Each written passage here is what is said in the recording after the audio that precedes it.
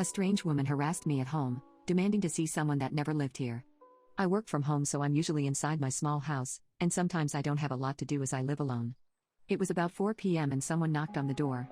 It was a woman who looked early 50s, very smartly dressed. It was stuff I could never afford. Most people around here generally couldn't afford it either. This lady stuck out like a sore thumb. She looked flustered and agitated, glancing towards the back garden before trying to look through the tiny, frosted glass window on the front door. I noticed she was carrying a dog's lead, but I didn't see a dog. As it happens, at the far side of my back garden there are 2 hedges. There's the hedge that I own within my property boundaries, and there's a second hedge outside my boundary that's council-owned along a small grassland where people walk dogs. Because of my hedge, I can't reach it to do anything about it myself. Consequently, when I saw the dog's lead I thought her dog has gone through the hole. If it's a big dog, it's not getting into my garden, but if it's a small dog it might be able to work its way through, and I've always got some cooked meat, so I figured I might be able to lure it out. I am a dog lover, so of course, I want to help this woman if I can. I open the door and this woman gives me the weirdest look. Like she was expecting someone completely different to answer the door and that I shouldn't be there. To be fair to her, my mum used to live here too, so I didn't think much of that weird look to begin with. Maybe she was expecting my mum? I say, hello, and she just stares at me for the longest 30 seconds before she tries to look past me and asks to see Margaret. I don't know what it is about other people's mistakes, but whenever someone has the wrong number, I always end up apologizing as if it's my fault. So that's what I did, apologized and told her there was no Margaret at this address. Again, she gives me that look, only this time there's anger behind it. Yes, there is, she insists. It occurs to me at this point that I have a relative called Margaret, but she lives about 60 miles away and I haven't seen her in years. Nonetheless, just in case she's got her addresses muddled, I ask, are you looking for Margaret? But she just hisses at me, you know exactly who I'm looking for. What have you done with her? I'm absolutely lost at this point. I've lived here 20 years, and I know the name of the previous owner, so I know she's not asking for them. I also know the names of the neighbors, and the names of the people who have lived on the street in the time I've been here and since moved. None of them are called Margaret.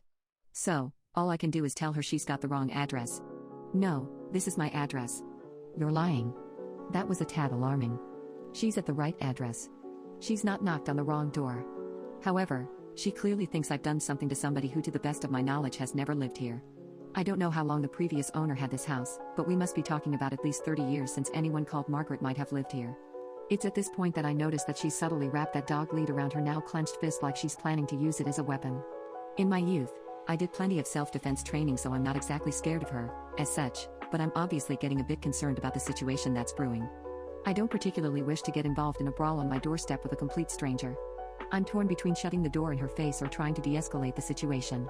In the end, I close the door a little so she's got less to aim at and tell her, look, I don't know who you're looking for, but if you think something's happened to your friend, maybe we should just call the police and let them sort it out? Sure enough, the woman slams her fist with the lead wrapped around it into my door. I later discovered she'd struck the door hard enough to crack the frosted glass window in the middle of it. She's bleeding from doing it. It must have hurt, but she doesn't flinch or show any sign of pain. What the hell? Any confidence I had in my self-defense classes started to waver here because I'm not used to people who don't feel pain. All I can think now is that she's on something and having a really bad trip, so at this point I put on my scariest voice and tell her to get the F back.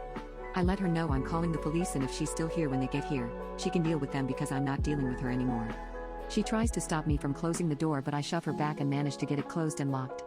I make a point to stand next to the door while I'm calling 999 so she can hear me. While I'm waiting for the police to turn up, I watch her on the surveillance feed. She moves out of shot multiple times, presumably to check the back of the house, and I hear her calling out for Margaret. A few minutes before the police finally turn up, I see her kick over my wheelie bins in a rage, but then the most chilling thing happens. She walks back to the front door and literally stares directly into my camera. That camera is pretty well hidden. I'm not saying that nobody could spot it, but most people would only know it was there if they'd been looking for it. Most people aren't looking for cameras, right? She knew it was there. She must have eyeballed it previously. I later reviewed all of the footage I had from that day, and she never made eye contact with it once.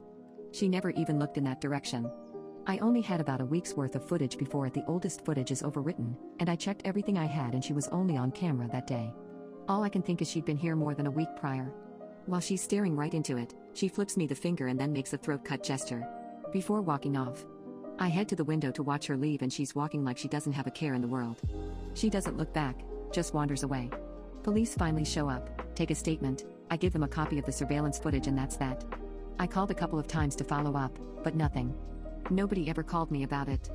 I won't lie, this effed me up for a few weeks. I moved the knife block closer to the door. I started staying up really late and not getting much sleep, which really didn't help. On some nights I was so tired that I started experiencing auditory hallucinations. I'd hear people who weren't there talking, and because this woman was the cause of all my stress, I heard her voice and the name Margaret most of all. Every time I heard the gate open, it put me on edge. I'd review the surveillance footage every day. Eventually, as the weeks passed and I hadn't heard anything else, I started to regain some of my comfort and just put it down to a weird experience. It didn't last. About 4, maybe 5 weeks after the first encounter, she came back. It was just after midnight. I was in the living room mucking about on my phone with the TV on low volume for some background noise. I heard a car door slam and peeked out the front window. A dark-colored car was parked at the end of my driveway. I didn't see anyone moving about, but a minute or two later, the front gate swung open with its metallic groaning and there was a knock on the door.